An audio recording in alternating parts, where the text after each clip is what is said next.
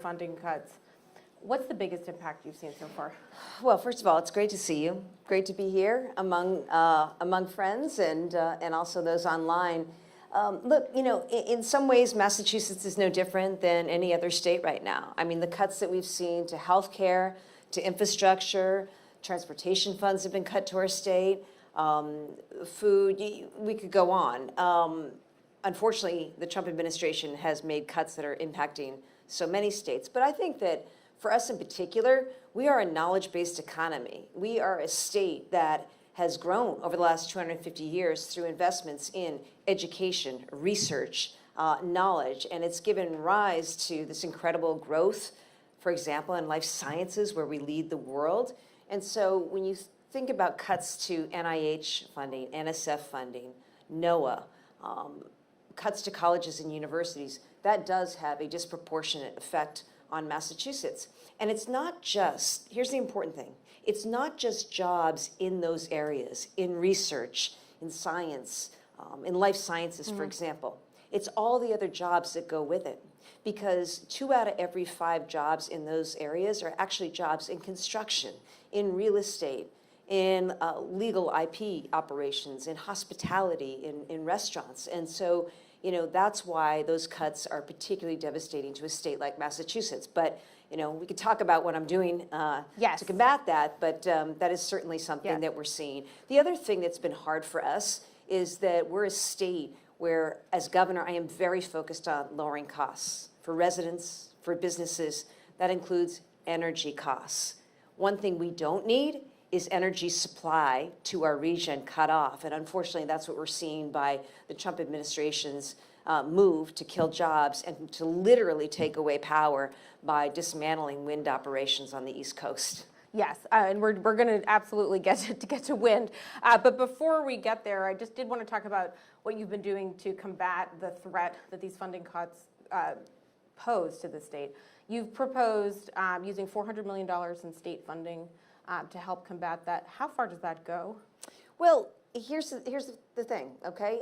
I think this is a good investment, even without what is happening by the Trump administration, but especially because of the cuts that we're seeing. I want to be clear, as governor of this great state of Massachusetts, we're open to the world for business. We want to continue to be the place that attracts students and researchers from around the country, from around the world. We want to attract entrepreneurs and innovators, as we have for so many decades. And part of my statement in coming forward with DRIVE, which stands for Discovery, Research, Innovation for a Vibrant Economy, the whole point is to say we're making these investments because we know the ROI. We've seen it in life sciences, and that's why we're not just #1 in the country, we are the global hub for life sciences. And when you think about climate technology or applied AI, or even further work that we can do in life sciences, these are the kinds of investments that we need to make. So that's $400 million in state funding that we hope to leverage with additional funding from, I'm a big believer, I'm a team player and public-private partnership. That's what we are embracing more than ever. So obviously we have a venture community, we have a life sciences community, we have an academic community, we have an investment community, people who know and understand what it means to make an investment and see a great return. And so we're hoping to be able to leverage that and really be a model. I don't know of a state that's doing this, but it's that important. By the way, not just to Massachusetts, it's important to this country, because the only one who's winning right now is China. China's on our campuses in Massachusetts and around the United States, at our research institutions, at our teaching hospitals, looking to recruit everyone away. You've seen that, you've covered that, and that's the shame of it all. I am about America first. I'm a very competitive person. I want Massachusetts soaring, and I want America soaring. And one thing we shouldn't be doing is not investing in science and research and innovation and ceding that, essentially, to China and other countries. Yes, just to go a little bit deeper into that public-private initiative that you proposed, can you give us a window into how much interest have you received in actually putting money into this, and why should individuals or businesses put money in a state-administered fund? Well, look, I'm the CEO of the state, and my job is to be the best economic steward that I can be for this state. And that means making sure that we are maximizing the return on taxpayer dollar. It also means making sure that I am working inside and outside of government to provide the best economic infrastructure that I can. It's why I've gone big, investing in education in this state, and including a whole pipeline, K-12 and beyond. It's also why I think there's a recognition by folks in the private sector that it is our economic infrastructure at stake. And that's why we all need to come together and figure out a way to power through this time, I think, through new and innovative partnerships that not only will sustain us through this time, but really put Massachusetts where it should be, which is right at the front, nationally, globally, when it comes to attracting talent. Again, my message to the world is, Massachusetts, we're open for business. Yep. We want you to continue to come here, study here, research here, innovate here, incubate here, and grow your companies here. And we have provided and have sought to provide an environment that's conducive to that by providing a pipeline of workforce. We have the most educated workforce in the country. By making major improvements to a public transit system, which is important, to producing more housing so that employees can actually afford to live in a place like Massachusetts. These are things that I think are very important to the private sector, and why we've seen energy and synergy around this kind of collaboration. So do you have a, just so I know, do you have a dollar sort of figure in mind that you'd like to raise for that, or how are you thinking about its potential size and impact? Well, these are big numbers, right? But you know, if you think about Massachusetts alone, we probably have received per capita the largest amount of NIH funding over the years. It's about $3.3 billion. So we're talking about big numbers. And it's not to say that we'll be able to sort of make up for all of that. But I think that if we can smartly and nimbly come together and make the right investments together, the public sector and the private sector will be able to do something very special. So I said I'd come back to wind, which you brought up. The Trump campaign, their campaign against wind, there was additional developments today with the proposal to stop the development of projects in your state. This past week, you joined other Democratic governors in a joint statement calling for the administration to allow permitted offshore wind projects to proceed. What was the reaction to that statement after you put it up? Well, I guess we're sort of waiting to see, but you know, all of us are in the strongest possible terms urging the Trump administration to stop with this, to stop with the stop work orders, to stop killing jobs, to stop cutting off power. I mean, literally, when we were hearing word that there might be a stop work order down the entire East Coast, that was incredibly concerning for all of us governors. For me, I had the concern, not only was it going to kill thousands and thousands of jobs, it was also going to literally shut off power to 200,000 homes and businesses, because our wind project is already producing power into the grid. And so that just doesn't make any sense. And you know, I am somebody, I've been very public about this. I support an all of the above approach when it comes to energy, to do what we need to do. And as somebody who spent $100 million to create an applied AI hub here in Massachusetts, when you think about what our energy needs are as a country, they're just expanding exponentially. It's why we need nuclear and solar and hydro and wind and gas. So don't take wind off the table. We desperately need it. And that's why you saw so many governors come together. Not only is it a matter of jobs, because you know, we're talking about so many jobs, so many construction jobs, so many union jobs. There's been a lot of investment in this workforce, actually, to the tune of hundreds of millions of dollars. Don't let that go to waste. And most importantly, don't shut off power into a region that needs it. The other thing, of course, is this: more power, more supply, lower costs. Everybody across America is dealing with the high cost of energy. So what do you not want to do in the face of that? You don't want to shrink supply, right? And so that's why we continue to advocate for this most strongly. But you know, you think about the companies at the top of the index, right? And you think about, you know, the needs of tech right now. And in particular, I think about a state like ours where, you know, we're looking to do so much powered through technology. The energy supply as a country there should be a concerted effort to get every state in the country working to work together. Some states may be better for gas, some states may be better for nuclear, some states may be better situated for solar arrays or hydro or geothermal. By the way, I want to explore all in Massachusetts. Yep. But it seems to me leadership from the president and the administration would look like figuring out a plan to source more energy into this country, to build out the transmission lines so that power can actually flow, so that we have a reliable and truly independent source of energy for Americans. Yep. Earlier this year, Bloomberg reported that in New York, Governor Hochul got the feds to lift a stop work order on the Empire Wind project in exchange for dropping opposition to new gas pipelines in the state. Do you think there's scope for a similar deal in Massachusetts? Well, I think we've already talked about that. I mean, that's already known, but that there's a willingness to do that. But that's sort of, not enough. I mean, what we really need to do is have a comprehensive, concerted strategy where the federal government is working with states, not against states, in an effort to bring more power on board, right? That's what we should be doing, and that's what I just, really urge the Trump administration to get back to. It makes no sense. Wind is, I don't understand where some of this is coming from, this antipathy towards wind. We see wind, I mean, look at so many of the states out west. I mean, they've been long using wind.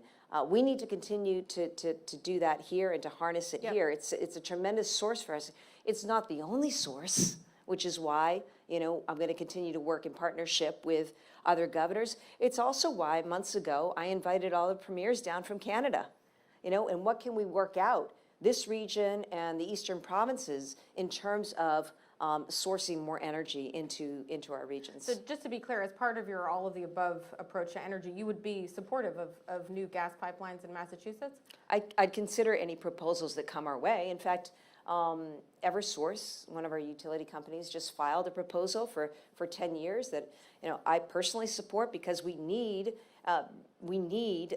some near-term solves to the supply issue that we have right now in the Northeast. And again, this is an issue that we see across America, but I think it's particularly acute for the Northeast region of the country.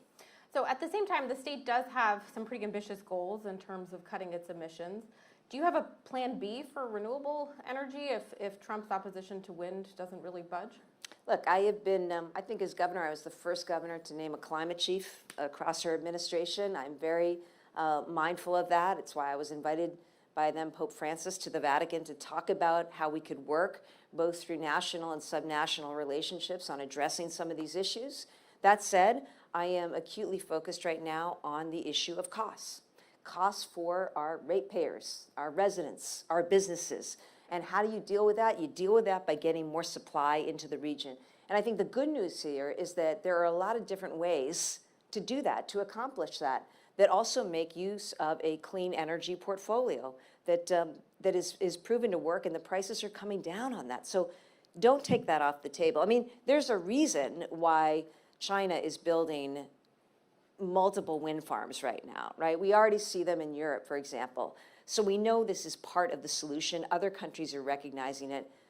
Don't take this away. Again, if you care about American competitiveness, right, and we want to have AI, and we want to have these data centers, and we want to see this kind of growth, you're not going to be able to do anything if you take power away from these sources. I think about Virginia. They've got that wind operation going with Dominion. They've got a lot of data centers that need to get powered. I don't know, they are not going to be able to be powered absent that wind source. So it's just an example, but I think it's the mentality that we need. It's all of the above, working together, states and the federal government working together. Mm-hmm. So we've talked about a few of the areas where the federal government is cutting spending. One area that is getting more money is Trump's immigration enforcement agenda.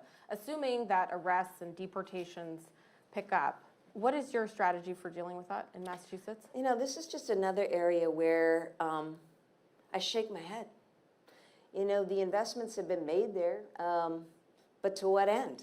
We just lost 1.2 million people from the employment rolls because of those immigration tactics.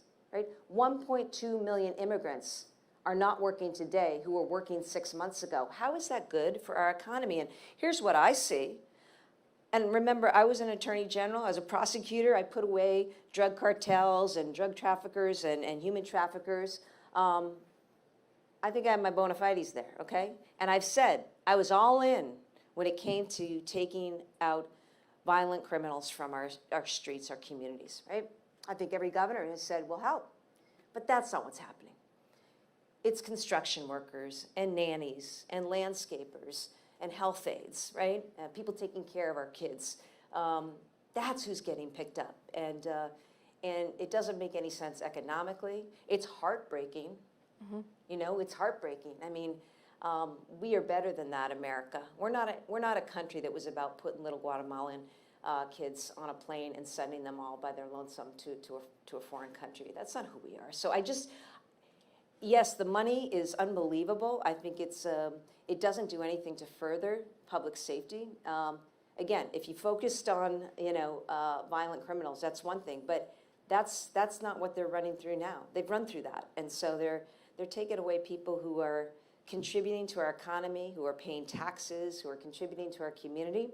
The other thing is this, I think it undermines local law enforcement, to be honest, because what local law enforcement and state law enforcement need, they need to be funded. And instead, the Trump administration has cut funding for local and state law enforcement, for the work that we would do with victims of crime, witnesses to crime, for the kinds of support that we give to keep people out of the criminal justice system, cuts to mental health, cuts to drug recovery and drug treatment programs by the Trump administration do not make us more safe. That's where I'd like to see the money go. What would you do if Trump sends the National Guard into Massachusetts?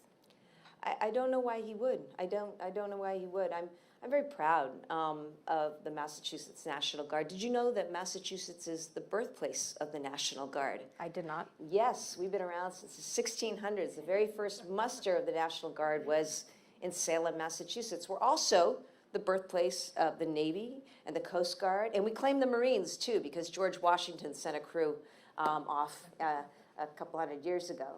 So I really respect and value our military history here. I also respect and value our law enforcement work as well. And to put the Guard on the streets in a way they were never intended to be used, which was domestically against our own citizens, that's not what the Guard is supposed to be doing. That is not the mission, nor do I think it is the mission that the good men and women of the Guard signed up for. You know, they signed up to be citizen soldiers, to be prepared to go overseas and fight wars and defend our freedom abroad, and also to be here. It's hurricane season. Think about the Guard and how instrumental they've been in natural disasters, and even during COVID, the work that they were doing. That's the mission of the Guard. And so to see it abused in this way as a really an act of political theater and just to sort of show a power flex, it's terribly distressing, and I know it's not the mission of those teams, and it's just sad to see. So, switching gears a little bit, you brought up the AI industry. Can you tell us a little bit about how you see developing that in Massachusetts, drawing businesses here, and what is your vision? Yeah. Well, first, it does take money and investment, because the rest is just happy talk unless you actually put some muscle and some investment and some dollars behind it. So we've launched a $100 million AI hub that we've created that allows research and government and industry to come together, and that's exciting to see. We also, though, have focused on how can we create the kind of applied AI accelerators that we want to see, and we recently announced a partnership with IBM and Red Hat, where they'll be here in Massachusetts and they'll be helping us create this accelerator network for applied AI entities. And I think that's going to be really powerful, because again, for me, the race in Massachusetts is how can we use AI to more quickly treat disease and come up with cures, or determine what we need to do around any number of things, right? I mean, that's been our focus. And so I'm excited about those things. The other thing with this is you've got to have training, though. You've got to have a workforce. So we put a lot of research and resources into our schools, how to train in our schools on AI, because we want our young people trained on and acclimated to AI and using that as part of a vocational training and also something that they learn in a traditional K-12 curricula. I think that's super important. And finally, importantly, I think you got to practice what you preach. And so we've benefited from a wonderful partnership with colleges and universities. Northeastern University here, preeminent university. We have students from Northeastern that we have actually brought into all of our state agencies, and we gave them a sandbox, an AI sandbox. And they've actually now developed tools that our state employees are using to make the delivery of government services faster and better. I'll give you an example. You apply for, you're working on a project as a contractor to redo this highway, and typically you'd have to call somebody up at the Department of Transportation and talk through different change orders and specs. That could take days, weeks to wade through 900 pages, right, and get a response. Imagine a prompt. Just a couple minutes later, you have an answer.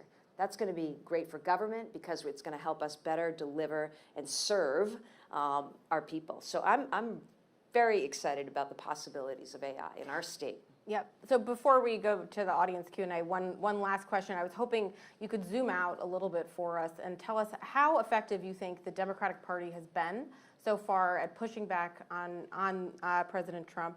And specifically, could you give us a window into the level of coordination amongst the Democratic governors and the attorney generals? What does that look like as you think about all of these policies that you oppose?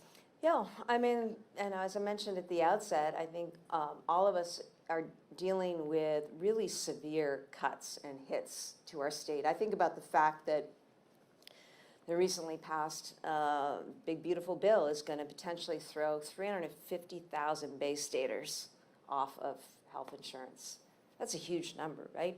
And the same thing is happening in other states. And so we obviously talk a lot about what these cuts mean, how we're going to take care of our seniors, how we're going to feed kids who just saw Donald Trump cut food for kids. I mean, things that we could never have imagined are happening. The disinvestment. How do you deal with the fact that capital isn't being deployed in your state? Because it's not being deployed in this country right now because people are so uncertain or they're going elsewhere. All of these things we're experiencing. There's a lot of commonality there. So it's important for us to be in touch and find ways to support each other. You see that happening among states looking to work together regionally. I mentioned the convening I did with the Canadian premiers and the Northeast governors, including New York, because we have to think about how we're going to work collaboratively on bringing more energy into our region and lowering costs. I think about, for example, public health. In the face of RFK just destroying public health and the public health infrastructure in this country, or attempting to, how are we going to work together as states to make sure that people have access to the kinds of, vaccines that people want? Flu season's coming up. We still have COVID. I mean, all the stuff that we send our kids off to school and get. Like, how do we work together as states to come in and support some of this infrastructure? I think the thing about the party, look, it's a big party. It's a big tent. You got a lot of voices. I know that I am focused on telling the story of what I am doing as a Democratic leader. I tell people about the fact that I cut taxes. I'm the first governor in Massachusetts in over 20 years, a Democrat, to cut taxes. I was preceded by a Republican governor. I am focused every day on building more housing. When I started as governor, we were short an estimated 220,000 housing units in this state. There just hadn't been housing being built in our state. And through a bunch of things we did, tax credits for developers, changes to the law to make accessory dwelling units available by right. We're doing, mill to housing conversions, office to housing conversions. I've offered up surplus land in the state to developers to build housing. We started with a deficit of 220,000, and 2.5 years in, we now have over 90,000 housing starts underway. We got a lot of work to do still, but you have to talk to people about, what it is that you're delivering on, and frankly, what the Democratic Party represents. To me, we invest in education and public education. We invest in science. We invest in healthcare. We believe that working together, we can achieve so much more. I mean, we invest in workforce. These are all things that the Democratic Party stands for. And by the way, I'll just say this. As a party, I think we think diversity is a strength, not a flaw. We ought to be availing ourselves of everybody's talent. It doesn't matter where they're from or who they love. Like, why not, make the most of what everybody has to offer? And I think, too, to that point, people believe in freedom in this country, as we should. And as a governor of Massachusetts, where this country was born, right? We celebrated 250 years. We started a year early because we kicked it all off with those little battles in Lexington and Concord. Freedom matters, reproductive freedom, right? The freedom to live a life free of discrimination, right? These things matter to people, and they matter to people who have kids too, because you want the future to be even brighter for your kids than it was for yourself. And I think that's something that we need to continue to draw on as a country, and certainly I will as a Democratic leader. Thank you. Well, I have a million more questions for you, but I did want to let the audience get in here. If you could please raise your hand and then also identify yourself and your organization, that would be terrific. Chris Anstey, also with Bloomberg News. I'd like to just follow up on my colleague Caroline's last question there. President Trump has obviously been extremely successful with his version of a populist agenda. I wonder the degree to which you think the Democratic Party here in Massachusetts is tilting populist. We saw the enactment of the millionaire's tax a couple of years back. And there's a proposal to bring back rent control on the party platform, the other tax measures. I just wonder, is this sort of the Democratic populist response to the electoral success of the president? That's an interesting question. I guess I'd sort of question the premise that he's been successful in bringing about a populist agenda. He's brought about an agenda. To me, it seems to be an agenda that's really based on or predicated on fear and division. What he promised during the campaign, he's not delivered on. I don't know. My grocery bills haven't gone down. Things have not gotten cheaper for the families and the folks I talk to in Massachusetts. We talked about some of the macroeconomic issues, the tariffs. I mean, this stuff has real consequences. So that's my first point, is that for whatever his talk was, he's not delivered. What I think you see people like myself and others working really hard in states to make sure that people have access to healthcare coverage, that people have access to education. I'm proud that Massachusetts Community College is free. We've expanded vocational training and career training in our high schools. We're making sure that our kids, I was just reading to first graders yesterday, it was awesome. I was there because I've got a huge initiative on literacy, the basics. I stood with people on Labor Day and workers, and I could tell you, Donald Trump has only hurt American workers. He has not come through for them. Look what he's doing to public health and that infrastructure, dismantling that. And look at the money that is going into things like ICE enforcement in these trumped up, scenarios. Like, if you really cared about stuff like public safety and crime, you'd probably spend time in the cities and states where crime is through the roof. It's not in the cities that he's targeting, right? So I think we need to focus on the things that I've tried to focus on, which is how do I lower housing costs, energy costs? How do I make sure that people have access to health care and an education? I think what does matter in your question, something you said is really true. Like, people resonate, with what basic needs are. They want to see investments in their kids' future. They want to see investments in things that allow for their own economic mobility. And I think that's just what we've got to continue with. And it's not easy, Chris, because there's a lot out there in terms of forces, the way that things have become so atomized and diffuse, where people are getting their news, what's truth, what isn't. That's why I appreciate the work of journalism, because we got to continue to tell a story of what's actually happening, what's happening in people's lives, what's happening to our companies, what's happening in our economy. This all is really, really important. But we'll see, we'll see what the next year brings. Go ahead. Hi, Governor. John from Mass Live. Court in Los Angeles yesterday handed Governor Newsom a victory on the federalization of the California National Guard. Wonder what you take from that and how you might react if the president moved to federalize the Mass Guard. Well, first off, there's no need to federalize the Massachusetts National Guard. We'll see what happens with that order. I think it was the right order, the right ruling. It'll get appealed, and who knows what happens from there. I think what's important, though, is that people need to focus on what's actually going on here. The emergency was not in LA. That's why Trump lost that case.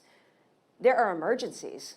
There are real emergencies right now, in our country that need to be addressed. And these are emergencies that Donald Trump doesn't seem to want to talk about, particularly the economy, particularly when it comes to costs, particularly when it comes to people paying more, or at least not less, for groceries, for heat, for cars, for health care. There are real emergencies in this country. And this focus on an effort, dial up Chicago, whoever's next, this is all an effort to distract and to take away attention for the things that the president and the administration are not delivering on. So that's going to continue to be my response. What's happening? We could talk about this. We'll deal with this. But what are you doing for the American people, for the American economy, for America's competitiveness and growth in this world? Because it's been 9 months, I don't know, 8 months, all those things. On every level, I've just seen it get worse. I'm waiting for a turnaround. And in the meantime, as states, we can't afford to wait. And so we're going to continue to look for ways to deliver for our residents and our people. Is it harder? Yeah, it's harder. But you know what? It forces us to be more nimble and more innovative and work in public-private partnership and work with other states than ever before. Work with other countries. That's what we have to embrace right now, while continuing to hammer home to the administration that you're not meeting the mark. You're not delivering for people. And also to Republicans in Congress who have essentially abdicated responsibility. And it's so upsetting because it's their people who are going to suffer. I think about Alabama. I think about the science and the research and the jobs in Alabama alone that are hurt by what has happened with the defunding and the disinvestment. This doesn't help us as a country. I'm afraid that's all we have time for. Thank you so much, It Governor flew by. Healey. I know. Oh Like I said, well, gosh. you'll have to come back. But thank love you to our that. audience as well. Thank you very much. Thank you. Yes. And I just want people to know, remember, Massachusetts, as we sit here today, rankings came out. We're #1 in education, innovation, healthcare. We were ranked the best state to have a baby, best state to raise a family, best state to live if you're a woman. We have the safest drinking water. A lot of good things going for us. I got to work on driving down costs, housing, healthcare, energy. We're working together to do that every single day. But as you might imagine, my money's on Massachusetts. Thank you. Thank you again. Thank you. And if the audience could please stay seated while I escort Governor Healey out, that would be terrific. Thank you.